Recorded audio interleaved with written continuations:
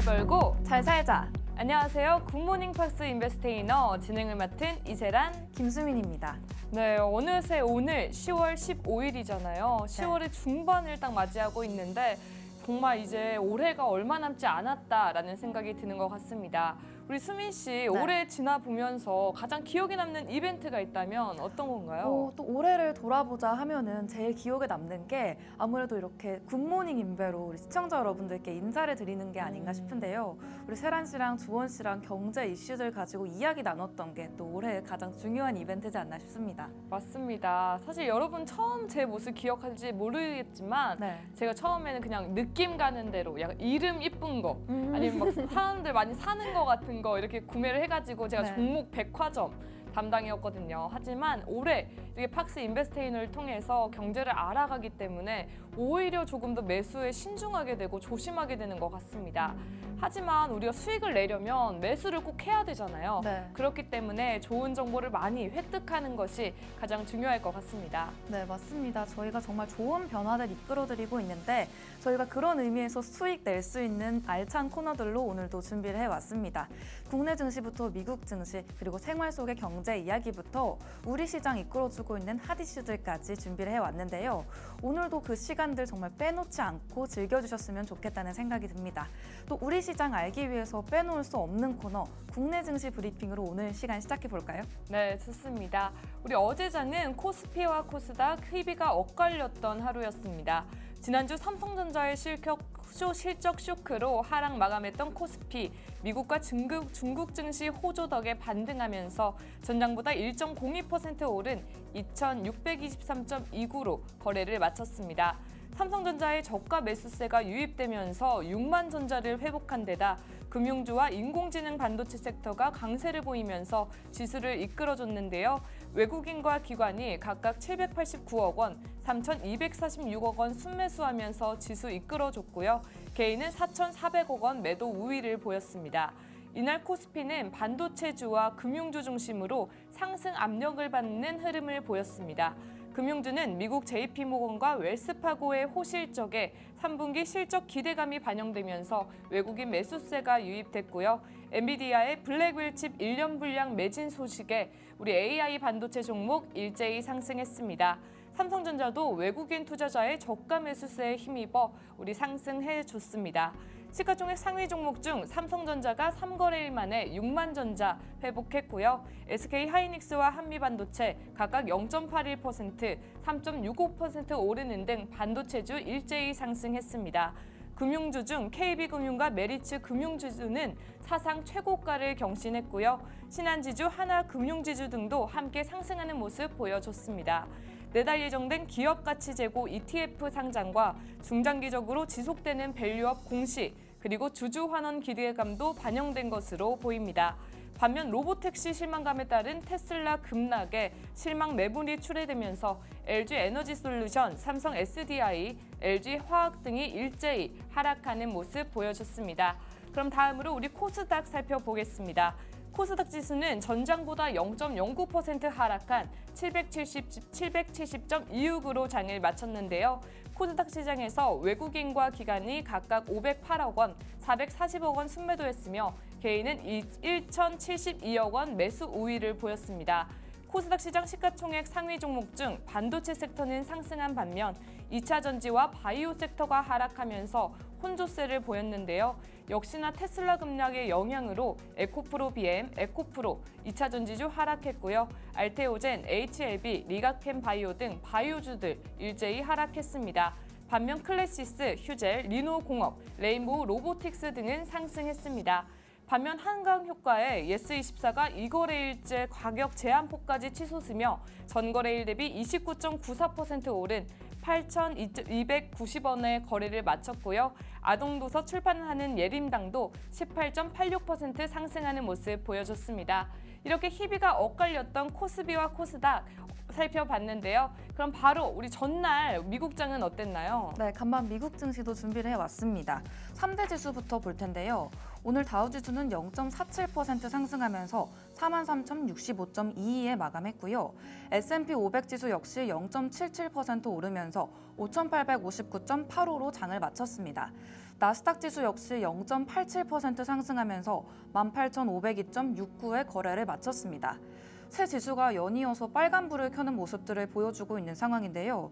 오늘 뉴욕 증시에서는 다우존스 지수가 사상 처음으로 43,000선을 돌파를 했습니다. 43,000선을 돌파하면서 상승세를 이어가는 모습들이 계속해서 나타나는 모습인데요. 또 S&P 500 지수까지 사상 최고치를 경신하면서 강세를 보여주는 모습을 보여줬습니다. 주로 기술주의 랠리들이 이번 상승을 이끌어가주는 모습이었는데 특히 엔비디아가 2% 넘게 상승하면서 기술주의 상승을 견인을 해줬습니다. 트럼프 미디어 앤 테크놀로지도 18%대 급등을 하면서 주목을 받는 상황이고요. 비트코인 관련주들 역시 가격 상승에 힘입어서 함께 강세를 보여주는 모습입니다. 하지만 캐터필러와 보잉 같은 일부 기업들은 함께 하락하는 모습을 보였는데요. 캐터필러는 모건 스탠리가 투자 의견을 하향하게 되면서 2%가량 하락하는 모습을 보였고 보잉도 1%대 하락으로 마감을 했습니다. 투자자들은 이번 3분기 기업 발표에 집중하고 있는 모습인데요. JP모건 체이스가 예상을 웃도는 실적을 발표하면서 증시 전반적으로 긍정적인 영향을 주고 있습니다. 이번 주에는 뱅크 오브 아메리카, 골드만삭스와 넷플릭스 등 주요 기업들의 실적 발표가 이어질 전망입니다. 또 이번 주에는 9월 소매 판매 지표들이 예정되어 있는데요. 만약에 여기서 예상치를 뛰어넘는 성장세가 발견이 된다고 하면 미국 경제의 노랜딩 시나리오에도 박차를 기할 가능성이 높습니다.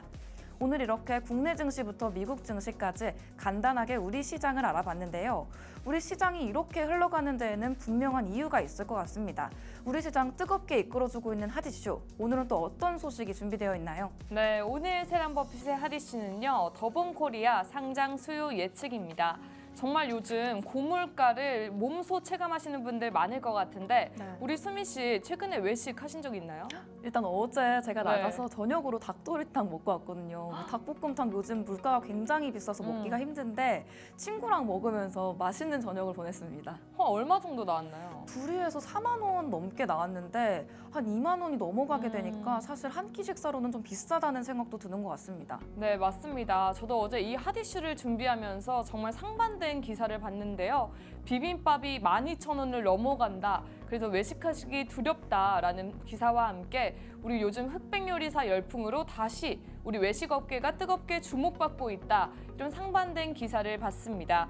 수미 씨, 제가 저번 시간에 우리 흑백 요리사 열풍 덕분에 많은 기업들이 수혜를 봤다라고 소개를 드렸는데 그중 저같이 줄 서기 싫어하는 사람들을 위한 예약 앱 서비스가 있었거든요. 기억나시나요? 맞아요. 지금 딱 기억났는데 캐치 테이블이라고 해서 우리가 줄 서는 게 번거로울 수 있는데 이 부분을 스킵할 수 있도록 도와주니까 굉장히 편리한 어플이다 이런 생각이 듭니다. 네, 맞습니다. 이 캐치 테이블에 따르면 흑백 요리사 출연 셰프들의 식당 평균 예약률이 전주 대비 148% 증가했는데요.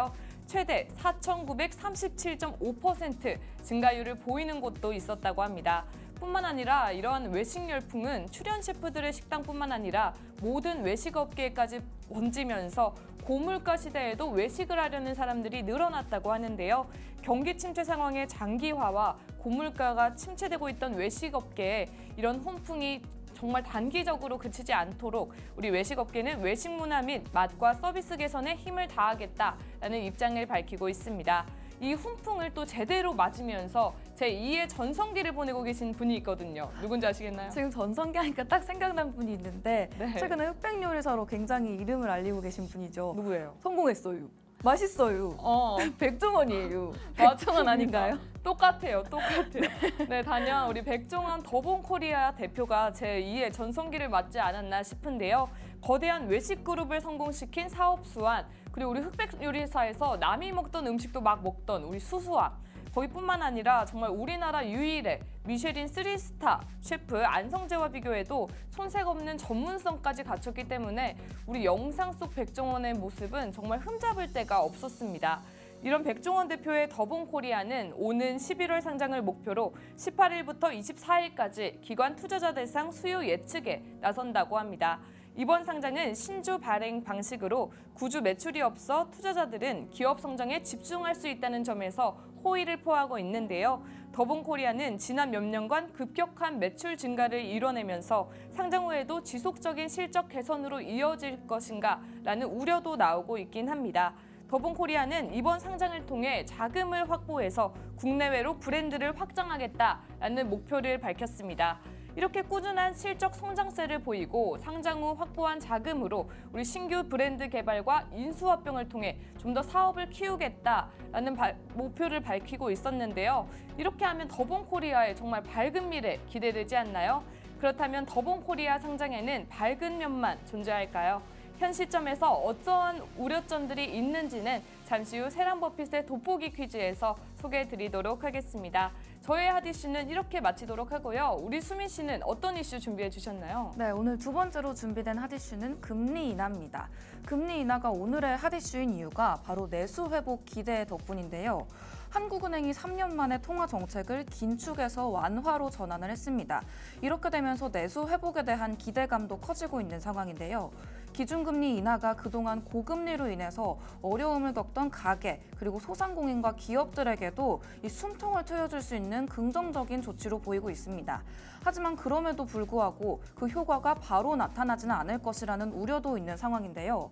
세란 씨, 네. 이렇게 금리 인하가 진행되게 되면 그 효과가 어느 정도 되는지 예상이 가시나요?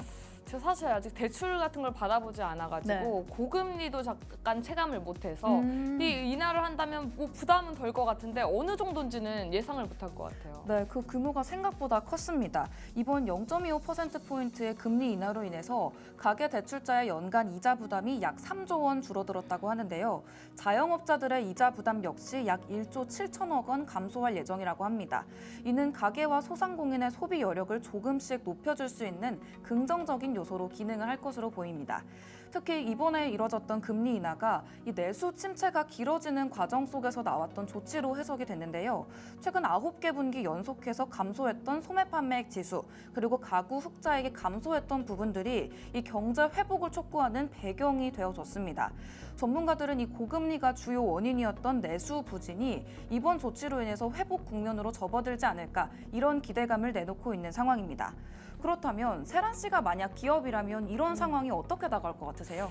뭐 가게만 해도 3조 원이 인하가 된다면 엄청나게 어쨌든 기업은 아무래도 대출을 받을 때 큰 돈을 받기 때문에 이런 이자 완화에 대한 걸 더 크게 체감하지 않을까요? 네, 맞습니다. 우리 기업도 이 부분에 대해서 큰 기대를 걸어봤을 것 같은데 아직까지는 그 효과가 반영이 되지 않은 모습이라고 합니다. 이 기업들의 경우에는 여전히 이자 부담이 크기 때문에 지금 사정이 조금씩 나아지기는 어렵다는 분석도 나오고 있는데요. 한 예로 이 기업들의 연간 이자 부담액이 2023년에는 93조 8천억 원에 이르렀다고 합니다. 이렇게 부담이 여전한 상황들이 이어지면서 금리 인하가 기업들에게는 아직 즉각적인 해결책이 되기는 어렵다는 의견도 나오고 있는 상황입니다. 또 이 금리 인하 효과가 시차를 두고서 나타난다. 이 부분도 중요한 변수로 기능을 할 것 같은데요. 이에 따라서 이 내수 시장이 회복되기까지는 시간이 좀 더 걸릴 수 있다는 의견이 지배적인 상황입니다.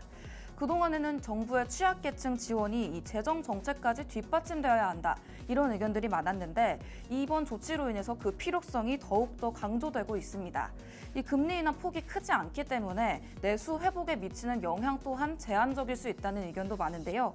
결국에는 금리 인하가 이 이자 부담의 완화에는 도움이 될 수 있지만 내수 부양까지는 한계가 있다. 이런 의견으로 정리를 해볼 수 있을 것 같습니다. 앞으로 금리 인하에 대한 효과가 향후에는 어떻게 나타나게 될지 시간을 두고 함께 지켜보시면 좋을 것 같습니다. 오늘 이렇게 해서 우리 세란 씨의 핫이슈부터 저의 핫이슈까지 우리 시장에 큰 영향을 주고 있는 뜨거운 핫이슈들을 알아봤습니다. 그렇다면 이제 우리 생활 속에 적용해 볼 수 있는 재미있는 이야기들도 나눠보면 좋을 것 같은데요. 세란 씨, 오늘은 또 어떤 주제로 이야기해보면 좋을까요? 네, 오늘은 투자와 우리 생활 속에서 할 수 있는 정말 명언들을 준비해 봤는데요. 오늘도 이 명언들을 통해 경제적 교훈을 함께 나눠볼까 합니다.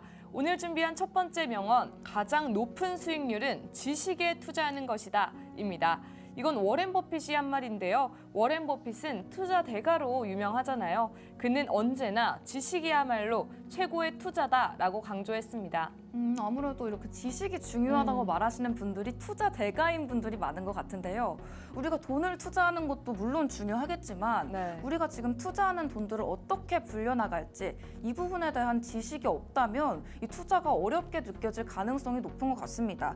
그렇기 때문에 이 경제에 대한 투자 그리고 공부가 정말 중요한 부분이라고 느껴지는 것 같습니다. 네, 맞습니다. 우리 많은 사람들이 투자를 시작하면서 수익을 빨리 내고 싶어 하잖아요. 네. 하지만 지식이 없으면 빨리 얻기보단 빨리 잃기 쉽습니다. 그저 주변에서 이거 좋다, 이거 좀 괜찮다라는 말만 듣고 살면 정말 큰 손실을 볼 수 있습니다. 네, 맞습니다. 우리가 사실 높은 수익률을 기대한다고 하면 큰 돈을 투자하면서 성급하게 투자하기 마련인데 가장 높은 수익률을 가지고 올 수 있는 게 지식에 투자하는 것이다. 이런 말을 들으니까 좀 더 여유롭게 우리 지식을 쌓아가는 시간을 가져야겠다 이런 생각이 듭니다. 아무래도 기본적인 원칙이나 리스크를 알지 못하고 투자를 진행을 하게 되면 아무리 많은 돈을 투자한다고 해도 실패할 수밖에 없을 것 같습니다. 네, 맞습니다. 또 지식은 시간이 또 흘러갈수록 더 큰 자산이 되어주는데요. 지식에 투자하면 시간이 지나도 가치를 잃지 않고요. 오히려 경험과 함께 쌓여서 더 큰 자산이 되기도 합니다. 그러니까 여러분, 우리 돈이 생기기 전에 지식부터 쌓아라는 이런 명언 꼭 유의하시기 바랍니다. 이거 하고 우리 다음 명언으로 한번 넘어가 볼까요? 다음 명언도 진짜 재밌는데요. 네. 경제는 결국 심리 싸움이다 입니다. 이건 조지 소로스가 한 말인데요. 경제의 흐름이나 투자 시장에서 사람들의 심리가 얼마나 중요한지 알려주는 말입니다. 아무래도 우리가 경제에 투자를 하게 될 때 조금 몰려가서 투자하는 경향들이 많이 나타나고 있는 시장이라는 생각이 드는데요. 아무래도 이렇게 반대로 우리가 심리 싸움을 해야 되는 상황이라면 우리가 기존 투자자들과는 다른 방향으로 투자를 해보는 것도 좋겠다는 생각이 듭니다. 아무래도 시장이 갑자기 하락을 하게 되면 사람들이 공포를 느끼게 될 텐데요. 이럴 때 투자를 하게 되면 우리가 저점에서 잡을 수 있는 기회를 느낄 수도 있고요. 반대로 상승할 때는 사람들이 욕심을 부리면서 더 많은 비용을 소비하기도 하는데 우리가 여기서 팔게 된다면 지난 시간에 말씀드렸던 명언 무릎에서 사서 어깨에서 팔아라 이걸 실천할 수 있는 방법이 아닐까 싶습니다. 네, 맞습니다. 그래서 조지 소로스는 이러한 심리를 이해하고요. 공포에 사고 환희에 팔아라 라고 말한 것이죠. 투자는 정말 차가운 이성을 가지고 해라 라는 말이 있잖아요. 네. 하지만 현실에서는 그게 정말 어려운 것 같습니다. 네. 사람 마음이란 게 참 마음대로 안 되는 게 현실인 것 같아요. 네, 맞아요. 특히 초보자일수록 이 부분들이 제일 어렵다고 느껴지실 텐데 시장이 오르면 나도 빨리 지금이라도 사야 하나? 이런 생각이 드는 게 사실 사람 마음이지 않나 이런 생각이 듭니다. 또 떨어지게 되면 더 손해보기 전에 빨리 팔아야겠다 이런 생각이 드는 게 우리 투자자들의 마음일 것 같은데요. 이래서 투자를 잘하기 위해서는 나만의 원칙을 잘 세우고 또 그 원칙을 잘 지켜나가는 게 중요한 부분일 것 같습니다. 네, 맞습니다. 그럼 바로 다음 명언 소개해 드리겠습니다. 세 번째 명언은 조금 철학적인데요. 미래를 준비하는 가장 좋은 방법은 지금 최선을 다하는 것이다. 이 말은 우리 경제에서뿐만 아니라 정말 우리 실생활에도 적용하면 좋은 말이에요. 네. 미래에 대한 불안감은 누구에게나 다 있잖아요. 네. 아무래도 우리가 미래에 대한 불안감은 누구에게나 있다. 이 부분을 또 세란 씨가 짚어주셨는데 그렇기 때문에 우리가 어떻게 할 수 없는 미래에 전전긍긍하고 불안해하기보다는 지금 우리에게 주어진 지금을 최선을 다해서 살아내는 게 제일 중요하다. 이런 부분을 강조하는 것 같습니다. 맞습니다. 이건 정말 투자에서도 마찬가지인데요. 언제 이 주식을 팔아야 할까? 이 시장은 과연 더 성장할까? 이런 불확실성에 대한 고민은 끊임없이 따라오는데요. 하지만 지금 내가 가진 정보로 최선을 다하고 그 결정을 믿고 가는 게 중요한 것 같습니다. 너무 멀리 내다보려고만 하면 결정하는 게 오히려 더 어려울 때가 많기 때문이죠. 네, 맞습니다. 정말 열심히 준비를 하다 보면 정말 결정이 더 어려워지는 경우들이 다반사로 느껴지는 것 같은데 결국 미래보다는 지금 내가 하고 있는 이 현재의 행동이 미래를 결정짓는 거니까요. 지금 내가 내리는 선택들을 잘 신중하게 내려서 이 미래에 투자하는 거다. 지금을 선택하는 게 미래에 투자하는 거다. 이런 말씀을 드리고 싶습니다. 네, 맞습니다. 여러분도 너무 먼 미래에 걱정에 빠지지 말고 오늘 하루하루 최선을 다해보시는 것이 미래를 위한 최고의 투자라는 점 다시 한번 기억해 주시면 좋겠습니다. 오늘은 이렇게 멋진 명언들에 대해서 다뤄봤는데요. 워렌 버핏, 조지 소로스 같은 대가들의 지혜가 담긴 이런 명언을 통해 우리 투자에도 생활에도 한번 적용해 보시면 참 좋을 것 같습니다. 네, 아무래도 우리가 이렇게 쉽게 알았던 이야기들이 사실 이렇게 다시 들으니까 교훈을 크게 주는 것 같다는 생각이 드는데요. 앞서서 말씀드렸던 미국장이 지금 굉장히 호황인 모습을 보여줬었는데 이런 부분들에서 지금 들어가야 되나? 우리가 나중에 들어가야 되나? 이런 고민하시는 분들 많으실 것 같습니다. 시장이 좋을 때도 나쁠 때도 그런 이유들로 고민하시는 분들 많을 것 같은데요. 우산 장수 그리고 부채 장수 이야기가 떠오르는 것 같기도 한데 우리가 어떤 시장 속에서도 울상을 짓고 있을 수만은 없겠다 이런 생각이 듭니다.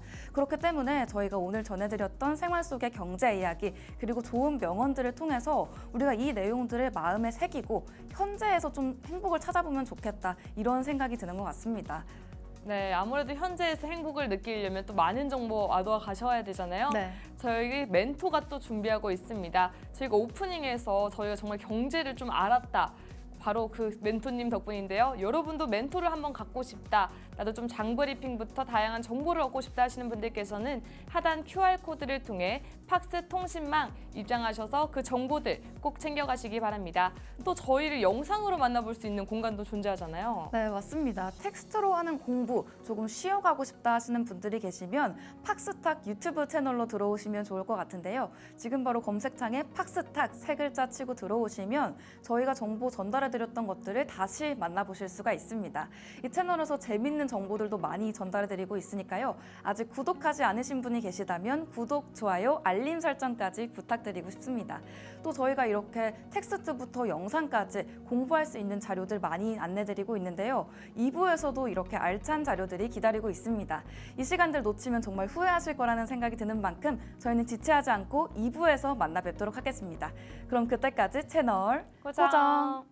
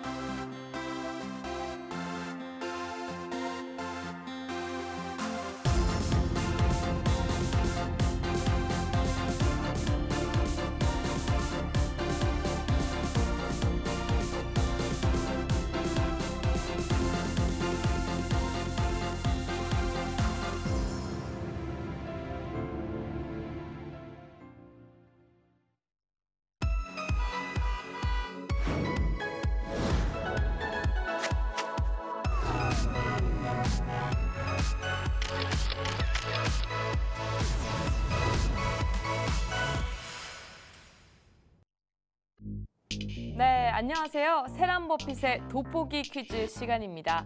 오늘 세란버핏의 핫이슈에서는요. 우리 흑백 요리사 열풍에 힘입어 제2의 전성기를 맡고 있는 백종원 더본코리아 대표에 대한 이야기를 나눴었는데요. 오늘 세란버핏의 핫이슈에서는 바로 이 더본코리아 좀 더 자세히 살펴보고요. 더본코리아의 상장에 우려감과 기대감까지 한번 살펴보도록 하겠습니다. 그럼 바로 전성기를 맞은 우리 백종원, 우리 수민 씨는 백종원 대표님 하면 어떤 이미지가 떠오르시나요? 아, 저 요즘 흑백 요리사 저 정말 열심히 보고 있어가지고 네. 좀 따라해볼게요. 이거 버스 아니에요? 재밌네요. 어때요? 너무 똑같습니다. 저는 이런 이미지가 제일 먼저 떠오릅니다. 약간 그 어떤 이미지일까요? 좀 친근한 네, 이미지인가요? 친근하고 그 친근함 속에서 눈을 가리고도 이거 버스 아니에요? 오. 이렇게 맞출 수 있는 그 능력이 정말 멋있게 느껴지는 것 같습니다. 네, 맞습니다. 정말 저도 부자인 걸 누구나 다 아는데 뭔가 푸근한 옆집 아저씨 같은 친숙함도 들고 네. 그 와중에 그렇게 눈을 가리고도 맛의 음식에 재료나 이름을 맞추는 걸 보면 정말 전문성까지 입증한 게 아닌가 싶은데요. 이런 백종원 대표의 브랜드죠. 바로 더본 코리아가 우리 이번 주 투자자들의 관심을 끄는 기업 공개 대여 중 하나로 꼽히고 있습니다. 더본 코리아는 18일부터 24일까지 수요 예측을 진행한 이후 25일 최종 공모가를 확정할 예정이다라고 밝혔습니다. 이렇게 상장을 앞둔 더본 코리아에 대한 전망이 엇갈리고 있는데요. 이렇게 백종원 대표의 영향력에 힘입어 IPO 흥행을 할 것이다라는 긍정적인 반응이 있는가 하면 증시 입성 이후에도 실적 성장세를 이어갈 수 있을까 하는 우려까지 함께 나오고 있습니다. 오늘 세란버핏과의 돋보기 퀴즈를 통해서 여러분의 전망은 어떤지 한번 구축해보시면 좋을 것 같습니다. 그럼 수민 씨, 더본 코리아 하면 정말 다양한 브랜드가 있잖아요. 네. 어떤 브랜드가 떠오르시나요? 일단 백다방도 떠오르는 것 같고 짜장면 하면 홍콩 반점, 그리고 여름에는 또 냉우동 먹을 수 있는 역전 우동도 생각나는 것 같고요. 네. 정말 많은 브랜드가 생각이 나는데 뭔가 우리 백종원 씨가 운영하는 브랜드가 정말 많은 것 같아요. 맞아요. 네. 한 몇 개 정도 브랜드가 있는지 예측해 보실 수 있나요? 일단 제가 지금 간단하게만 떠올려봐 5개는 떠오르니까 한 15개? 업입니다. 업이에요. 한 23개? 25개를 우리 더본 코리아에서 운영하고 있습니다. 네. 지난 몇 년간 정말 급격한 매출 성장을 이뤄냈었는데요. 지난해 상반기 매출은 전년 대비 47%가량 상승한 2,113억 원에 달했고요. 영업이익도 151억 원에 달하는 정말 높은 매출 상승 보여주고 있습니다. 그럼 이렇게 매출이 잘 나오는데 굳이 상장을 하는 이유는 무엇일까요? 바로 더본 코리아는 상장을 통해 자금을 확보해 사업 확장에 박차를 가하겠다. 특히 국내외로 브랜드를 확장하겠다라는 입장을 밝히고 있습니다. 상장 후 확보한 이런 자금으로 동남아시아와 미국 등 우리 K푸드에 좀 인기가 많은 나라를 공략하겠다고 밝힌 것이고요.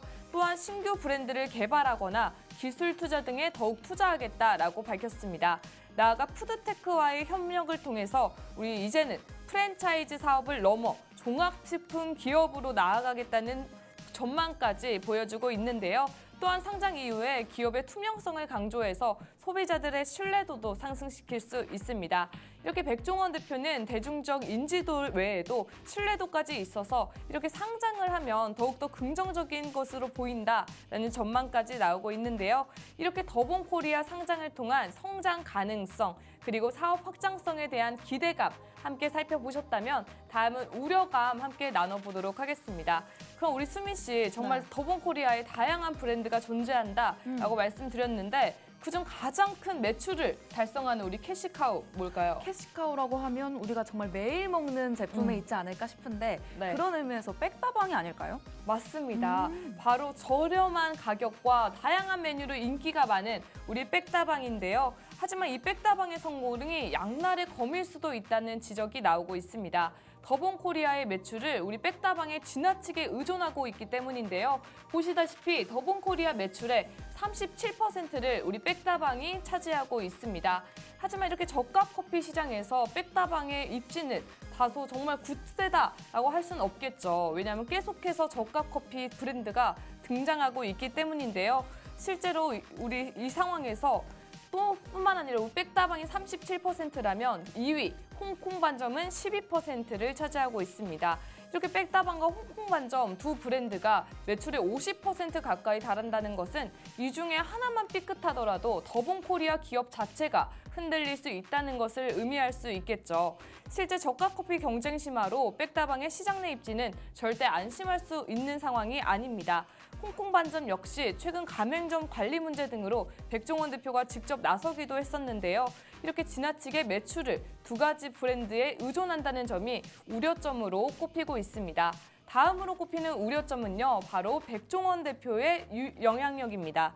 아무래도 더본 코리아가 성공함에 있어서 이 백종원 대표의 인지도 그리고 영향력을 빼놓을 수가 없을 텐데요. 예능 등을 통해 대중에게 친숙한 인물로 자리 잡은 백종원 대표는 더본 코리아 브랜드 마케팅에 가장 중요한 역할을 하고 있는 것으로 보입니다. 더본 코리아라는 회사는 몰라도 이렇게 백종원 대표가 프랜차이즈를 한다라는 것은 누구나 다 알고 있는 사실이기 때문인데요. 특히 백다방은 백종원 커피라는 타이틀로 더욱더 빠르게 성장할 수 있었다고 합니다. 그러나 이렇게 백종원 대표의 유명세에 지나치게 의존한다는 점도 우려로 작용하고 있습니다. 백종원 대표의 미디어 노출이 회사 성장에 기여한 것은 누구나 아는 사실이지만 이렇게 회사에 지나치게 집중해 있다면 백종원 대표가 조그만 문제나 논란에 휩싸여도 브랜드 자체의 위험에 도사릴 수 있기 때문인데요.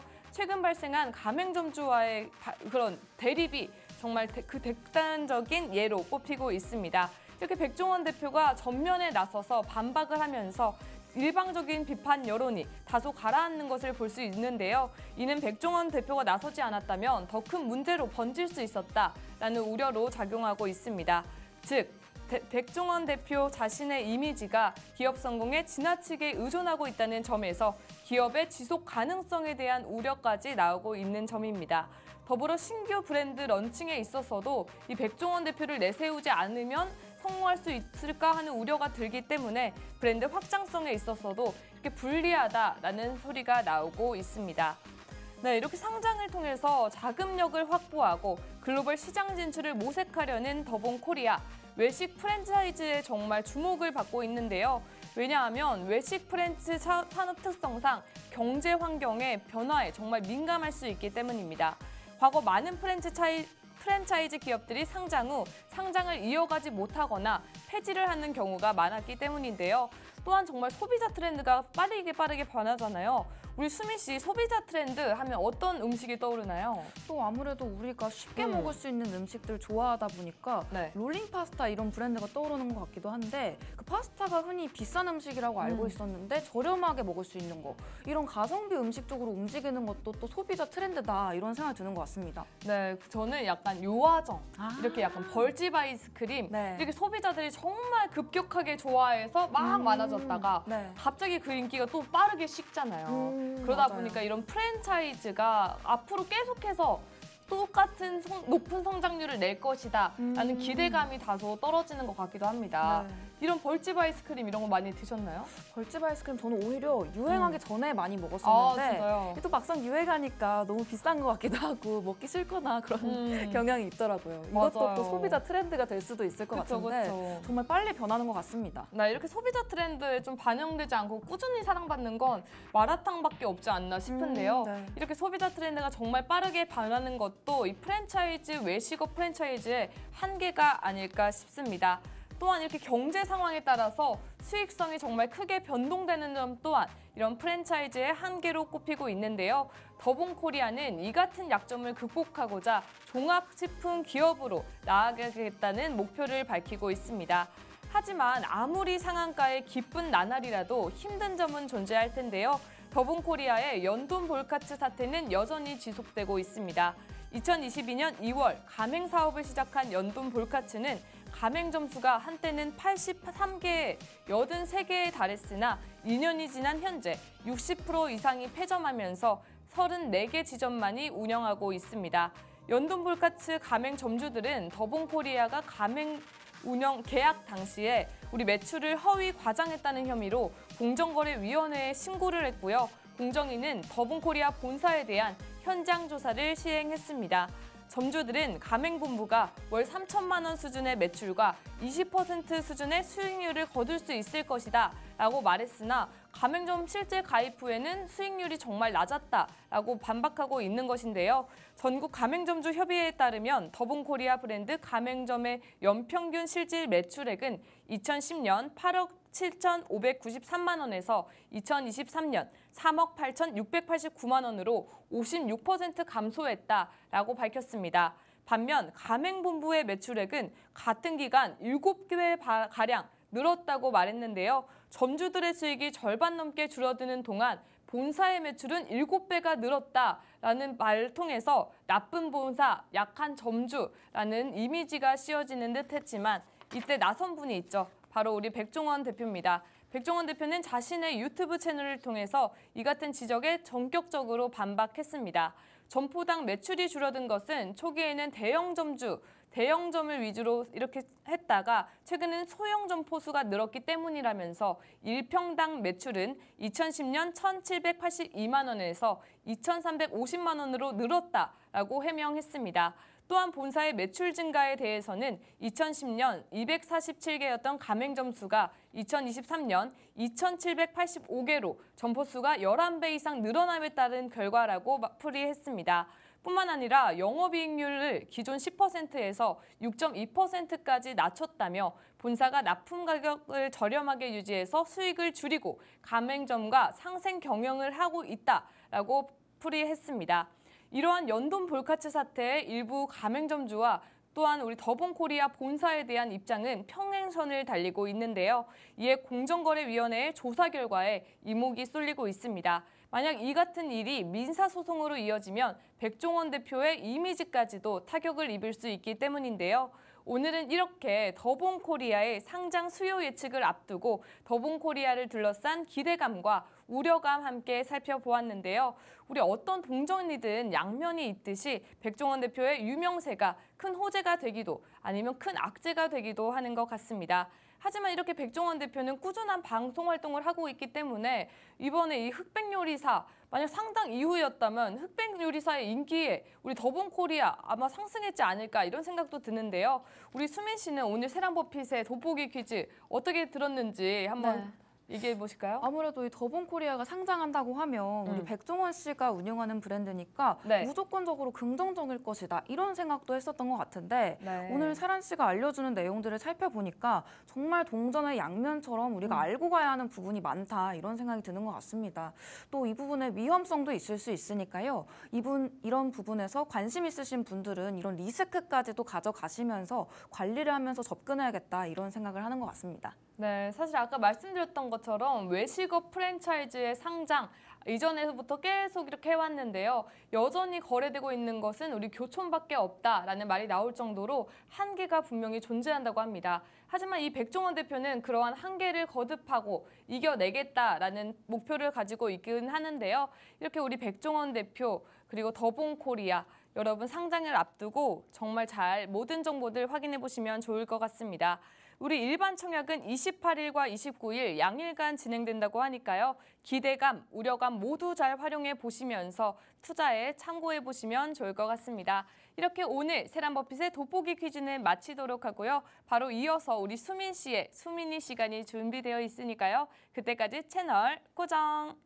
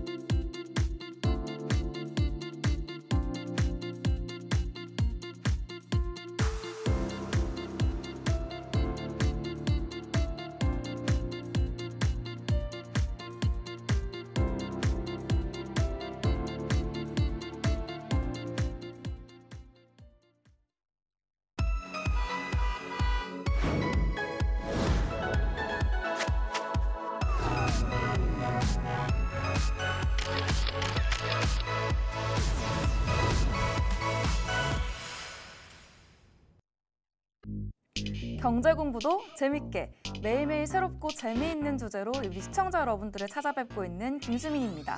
오늘도 어김없이 수민이 시간이 찾아왔습니다. 바로 수MC의 민감한 경제 이야기 시간이죠. 우리에게 다소 어렵고 딱딱하게만 느껴졌던 경제 이야기들을 쉽고 재미있는 주제를 통해서 알아보는 시간입니다. 우리에게 어려울 수도 있는 이 경제 이야기들을 재미있는 이야기와 함께 풀어보는 시간일 텐데요. 오늘 제가 준비해온 주제는 바로 레트로입니다. 최근에 80년대, 90년대 소품이나 의상들이 유행하는 거 보신 적 있으신가요? 저는 최근에 어떤 매장을 갔는데 정말 레트로한 분위기로 연출이 되어 있어서 깜짝 놀랐던 기억이 있습니다. 최근에는 이렇게 옛날 풍습, 옛날 문화에 이렇게 인기를 얻게 되면서 사랑하시는 분들도 늘어나고 있는 것 같은데요. 오늘은 이 레트로 경제가 무엇인지, 이 레트로 경제가 어디에서 파생돼서 어떻게 나아가고 있는지, 미래는 어떻게 될지까지 함께 알아보는 시간 가져보려고 합니다. 먼저 이 레트로 경제가 무엇인지부터 알고 가야겠죠. 이 레트로 경제라는 게 간단히 말해서 과거의 제품이나 디자인, 문화가 다시 또 새로운 소비 트렌드를 형성하는 것을 의미합니다. 여기서 중요한 건 이 단순히 과거를 그리워하기 때문에 과거로 넘어가는 것이 아니라 이 트렌드가 경제적인 변화까지도 맞물려 있다는 점인데요. 설한 씨, 혹시 요즘에 이렇게 레트로 열풍이다 해서 네. 예전에 유행했던 가구나 가전, 의상 이런 게 유행하는 거 보신 적 있으실 것 같은데 이런 부분들 계속 지금도 사용하고 계신가요? 뭐 Y2K 패션인가 그거 맞아요. 있잖아요. 막 네. 모자 쓰고 옛날 이효리 한창 저희 맞아요. 중학생 때 네. Y2K 문화가 좀 트렌드다라는 네. 것도 본 것 같고요. 그리고 요즘 진짜 길거리 가면 패션이 진짜 10년 주기로 이렇게 돈다고 하는데 네. 그래서 엄마가 맨날 촌스럽다 했던 옷이 네. 엄마 때 입었던 일을 똑같이 입더라고요. 맞아요. 그래서 정말 그럴 때 레트로를 느끼는 것 같습니다. 네, 맞습니다. 우리 대표적인 Y2K 주자 이효리님과 마찬가지로 이렇게 링귀걸도 유행하는 모습들, 청청 패션이 다시 돌아오는 모습들 보여줬었는데 그렇다면 이런 레트로, 우리가 왜 다시 과거로 돌아가려고 하는지 살펴보도록 하겠습니다. 레트로의 매력이 있기 때문에 우리가 과거로 돌아가려고 하는 거겠죠. 우리 사람들이 이 레트로를 선호하는 이유가 단순히 향수 때문만은 아닙니다. 여러 가지 이유가 있는데요. 먼저 심리적 안정감을 뽑을 수가 있습니다.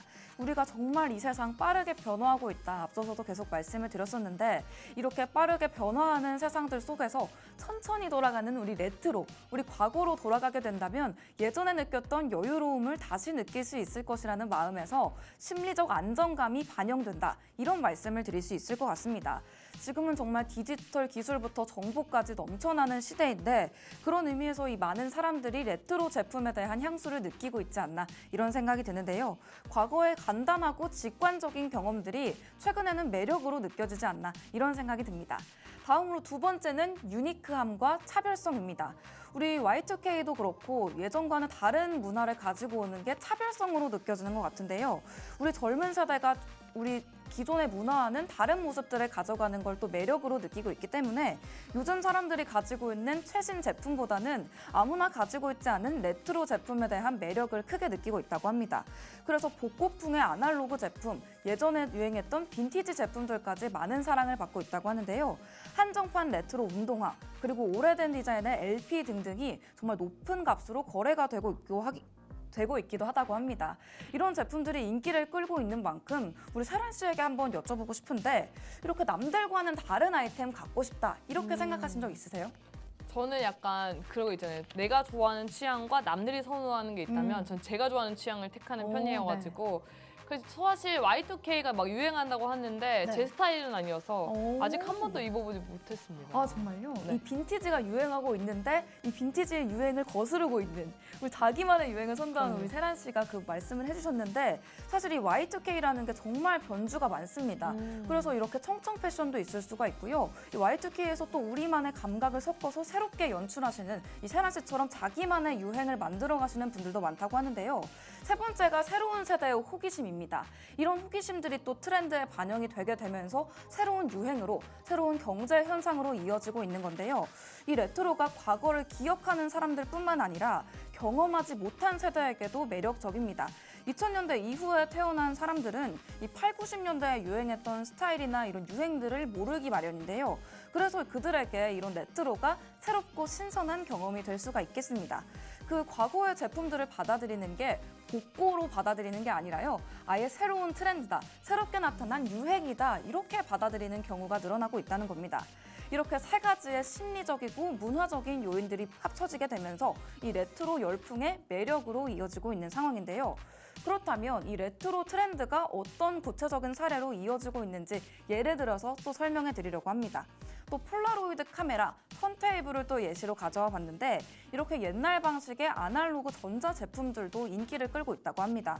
디지털 카메라 그리고 스마트폰 카메라가 우리 사진 찍을 때 정말 주축을 이루고 있다 이런 생각이 드는데요.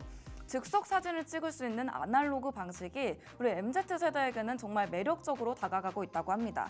또 음악도 우리가 디지털 파일로 언제 어디서나 내가 원하는 음악을 빠르게 들을 수 있었는데 이 LP판은 사실 음악 하나하나를 구매해서 전축에 넣고 들어봐야 하는 방식이잖아요.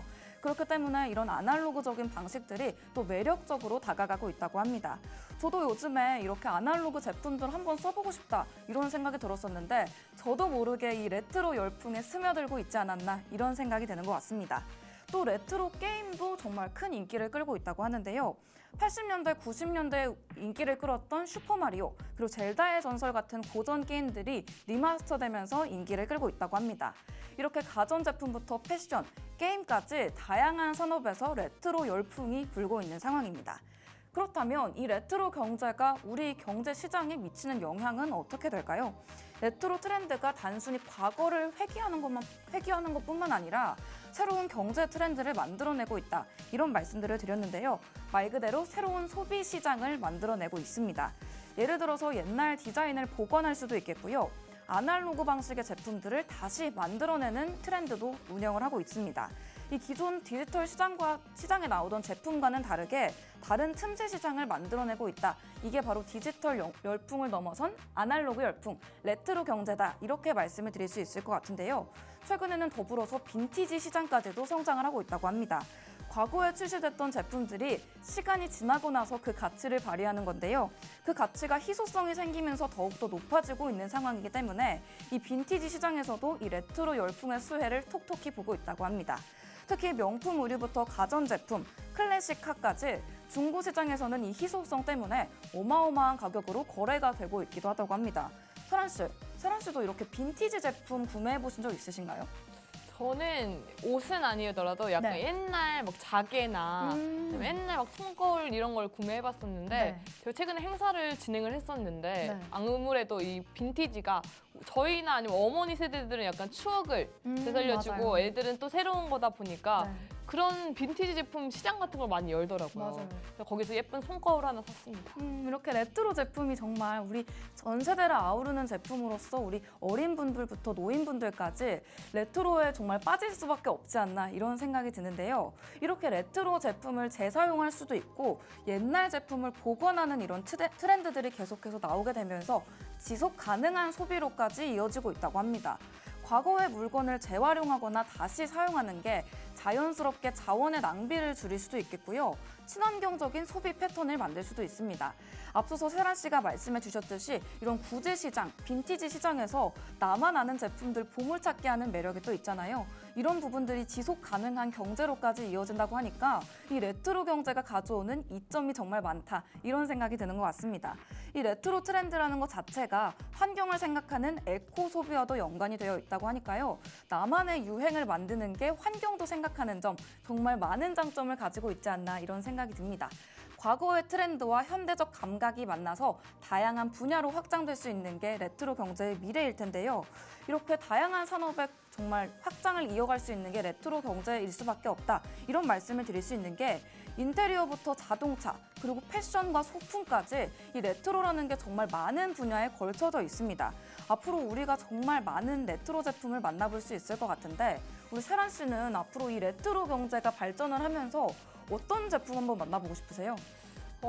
아무래도 막 폴라로이드처럼 외관은 폴라로이드인데 성능은 정말 너무 좋은 그런 거라든지 맞아요. 왜냐면 막 턴테이블도 전 턴테이블이 정말 디자인적으로 너무 예쁘다고 생각을 해서 네. 턴테이블 디자인인데 성능은 또 엄청 음질이 성능은 너무 좋네. 좋다든지 이런 식으로 현대의 좋은 기술과 네. 과거의 그런 맞아요. 추억을 또는 우리 디자인이 좀 맞아요. 합쳐진 그런 게 있으면 많은 사랑을 받지 않을까 기대가 됩니다. 네, 맞습니다. 정말 과거의 트렌드, 우리가 정말 아날로그 사랑했던 디자인들과 현대적인 감각이 만나서 다양한 분야로 확장된다. 이런 말씀을 또 해주신 것 같은데 이 레트로 경제라는 것 자체가 향수에서만 비롯된 게 아니라요. 정말 말 그대로 현대적 감각까지 더해지게 되면서 정말 많은 인기를 끌고 있는 만큼 이 앞으로도 레트로 경제의 미래를 기대해 볼 만하다. 이런 생각이 드는 것 같습니다. 또 우리 세란 씨 레트로를 안 좋아한다라고 하셨는데 네. 나중에 이런 레트로가 나오면 나 한번 사보고 싶다 이런 게 있을까요? 이런 레트로가 나오면 네. 근데 어쨌든 그 아까 축제처럼 네. 그때 항상 가장 인기가 있던 부스가 우리 예전에 했던 오락실 있잖아요. 철권 오락실 이런 맞아요. 걸 재현해 놓고 엄마 아빠 때 놀이를 애기들과 함께 하는 걸 했었거든요. 우리 아무래도 요즘 애들은 막 닌텐도나 맞아요. 스마트폰 이런 디지털 기기만 하다가 네. 이렇게 엄마 아빠랑 몸소 체험을 하는 그런 게임을 하니까 아무래도 그런 트렌드, 레트로는 전 좋은 것 같습니다. 맞습니다. 뭔가 이런 세대를 아우르는 부분들이 정말 아이와 어른을 함께 할 수 있도록 만들어주지 않나 이런 부분까지 가져갈 수 있을 것 같은데요. 오늘 수민이 시간에서는 레트로 경제에 대한 이야기를 해드렸습니다. 사실 경제적인 부분을 많이 말씀드렸는데 우리 세란 씨가 말씀해주신 것처럼 세대를 아우를 수 있다 이런 장점까지도 안내해드린 것 같습니다. 오늘 수민이 시간은 여기서 인사를 드리지만 여러분의 경제 공부는 끝나지 않는다는 점 다시 한번 알려드리고 싶고요. 본 방송에서 제공해드리는 정보는 투자 판단에 대한 조언일 뿐 해당 종목의 상승 또는 하락을 보장하지 않는다는 점 유의해 주시면 좋을 것 같습니다. 지금까지 시청해주신 여러분 고맙습니다.